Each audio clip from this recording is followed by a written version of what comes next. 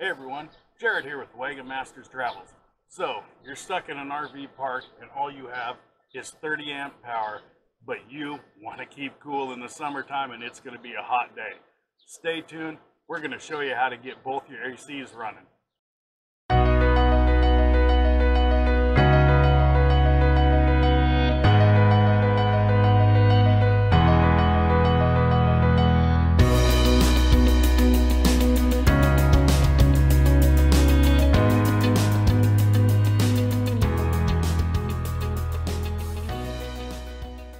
So I'm inside our 399, which, as most of you know, is a rather large unit. It's long, it's got a lot of square footage.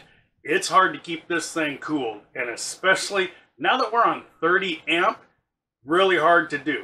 We've only got 2 air conditioners going, so how are we doing it? As you can see by our thermostat, it's a little warm outside, yet we're over 20 degrees cooler in here.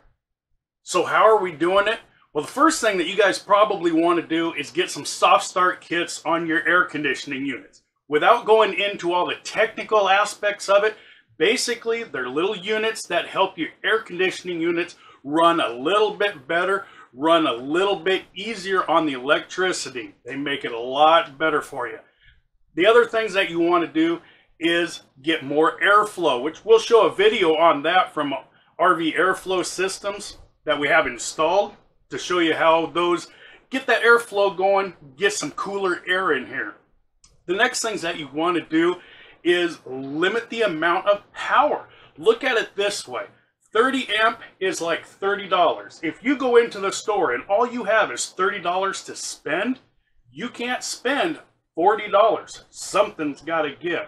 So you need to reduce the amount of power that you're using. 2 of the biggest things that you're going to be doing that's going to cause you to use a lot of power in here, besides your air conditioning units, is going to be your water heater and your refrigerator. So let's take a look at those 2 really quick. So on the newer Momentums, you've got the one control system with a touchscreen.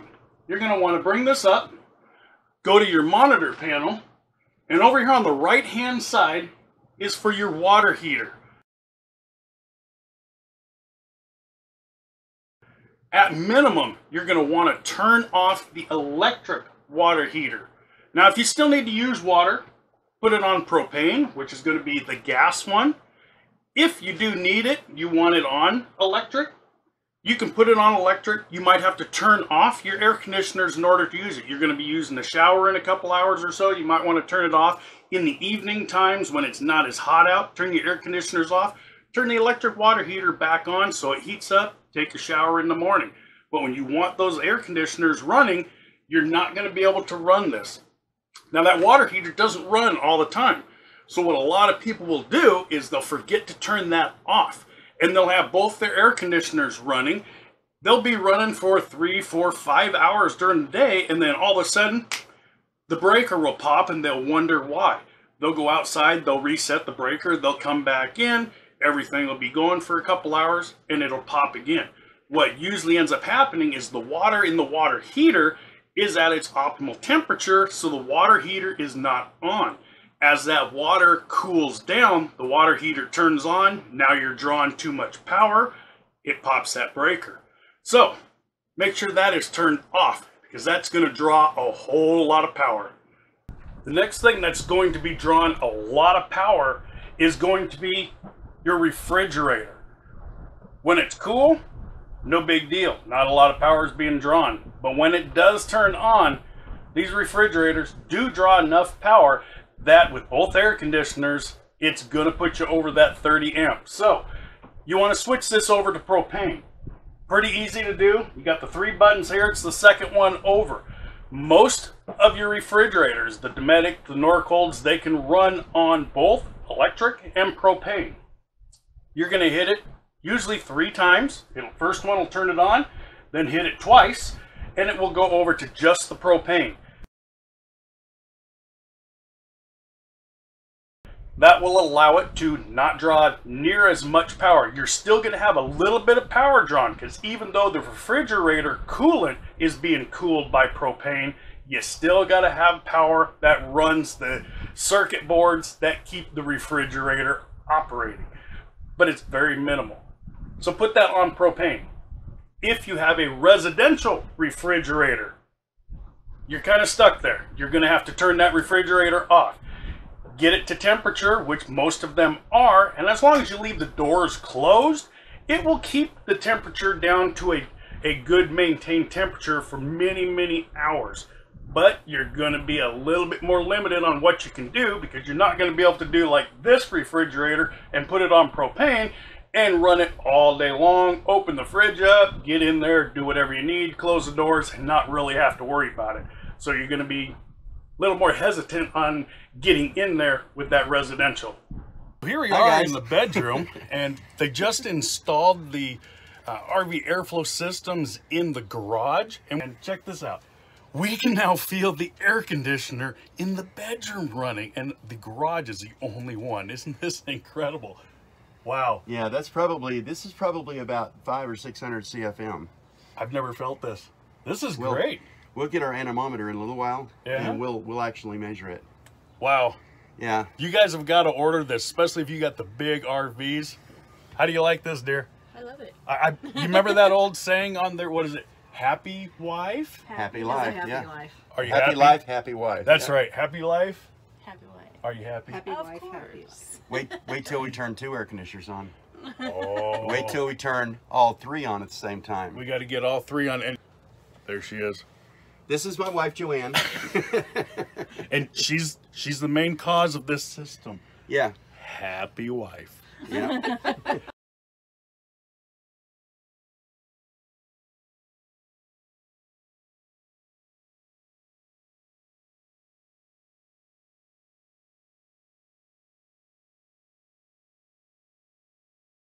Hi, my name is Richard Stark. I'm with RV Airflow Systems, and today we're going to do a little installation video on installing our kit on a Coleman Mach 3. This particular kit will fit a Coleman Mach 3, Mach 15, and a Mach 10. So let's start disassembling this thing. So on these Coleman ceiling assemblies, you've got 2 little tabs here for the filter. So you kind of push them forward and unsnap it, and then you grab the end of the filter and slide it out. Of course, the same thing on the other side.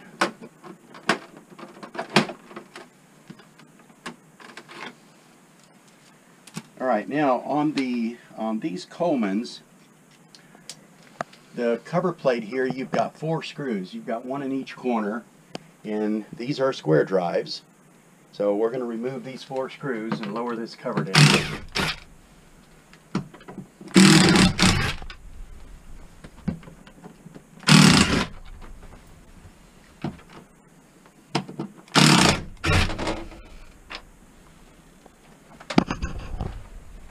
Alright, of course, some of these screws we're going to be reusing, so set them aside.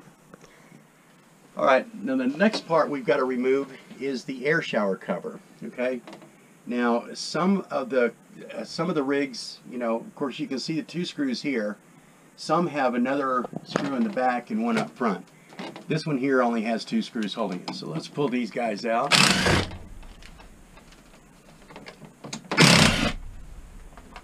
So one thing I want to talk about here as well, since we're taking down this air shower cover, our kit eliminates the air shower portion of this of the ceiling assembly.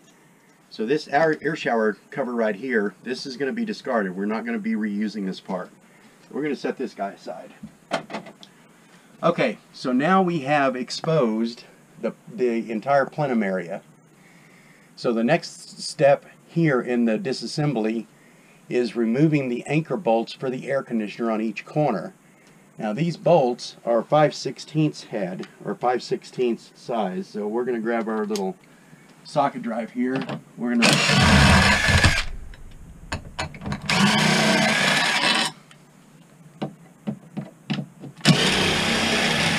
this goes a lot quicker whenever you're using cordless drill.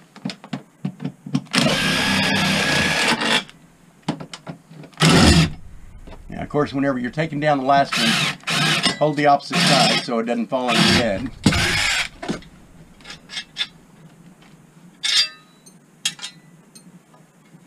Okay, of course, since that's the anchor plate for the air conditioner, we're going to be reusing this, so set it aside. Alright, so the next thing we're going to see is this separator plate on the inside here. Now that we've got the anchor plate out of the way, we simply pull this out. We are not going to be reusing this separator plate as well, so we can discard this. Alright, so the next thing we want to take a look at, we want to make sure this foil tape is up here. We don't want any flaps in the way. We kind of want to make sure all this is in place and we don't have a bunch of foil tape in our way. This is actually pretty clean on this one. We're going to grab one of the duct inserts. Now on the duct inserts we have this protective tape on the outside. This is sticky tape. So we're going to peel the... Alright, so we've got all our protective the protective tape off. Now this is sticky tape. Alright, so we have to get this lined up before we actually stick it for good. So the way we're going to do, we're going to take this flat side here, and this is going to be going over on this side, on this corner. What we typically do is insert the front side first and just kind of wiggle it into place. You might have to put your finger up there and get some of the foil tape out of the way and push up on the ducting, but it'll go in just like that. So that's that one. Okay, so the next thing we want to do, we want to grab the kit here. As we look at the kit, this slope here goes towards the front of the air conditioner. Easiest way to install this, we put it up at about a 45-degree angle and we just kind of slide it up into place.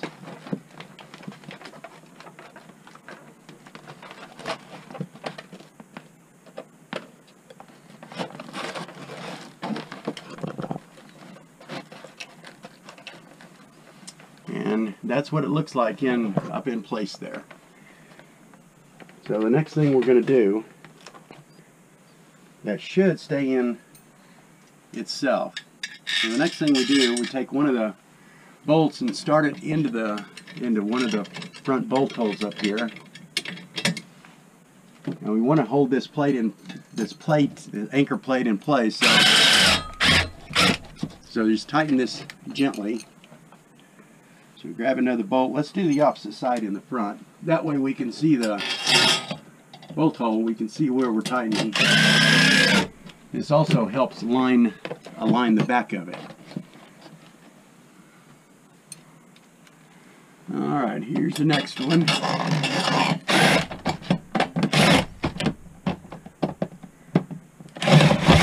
Sometimes you have to wiggle the bolt around to find the bolt hole, but it should be pretty simple to find them.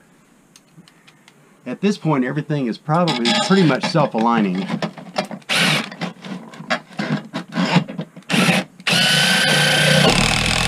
Now, whenever we tighten the air conditioner, we want to tighten the air conditioner. We want to tighten these lag bolts. If you look up in the front here, up in this area, you'll see the air conditioner gasket right here. Tightening the air conditioner, there's a couple of things that we need to keep in mind. First of all, we want to use a crisscross pattern. Okay. Now, whenever we retighten these, we want to tighten these to where they just make contact, and we want to turn these about 6 turns total each one.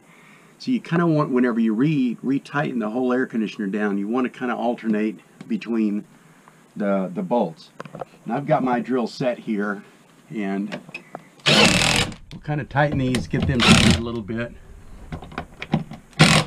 We want to make sure that we compress the air conditioner gasket evenly. So what we want to do, we want to tighten these bolts no more than about 6 turns total.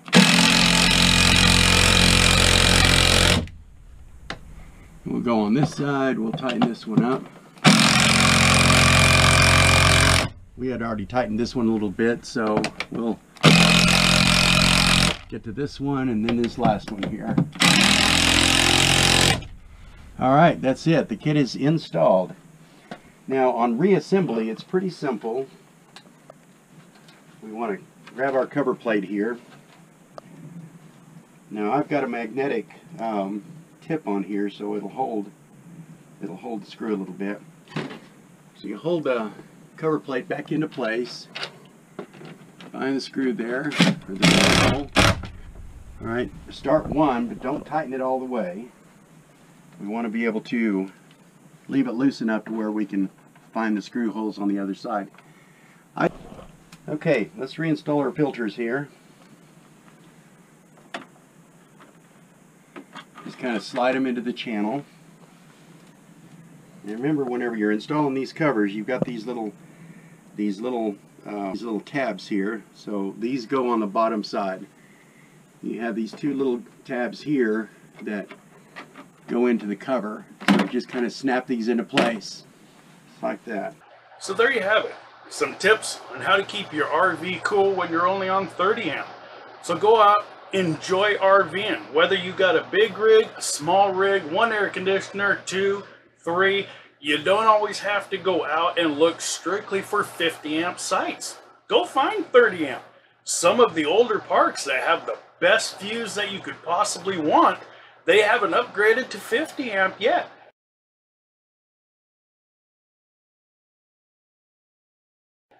Go find them.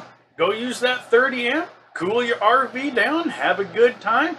Enjoy that weekend. Keep making smiles into memories. Isn't that right, buddy? Enjoy. We'll catch you guys on the next one. Bye-bye.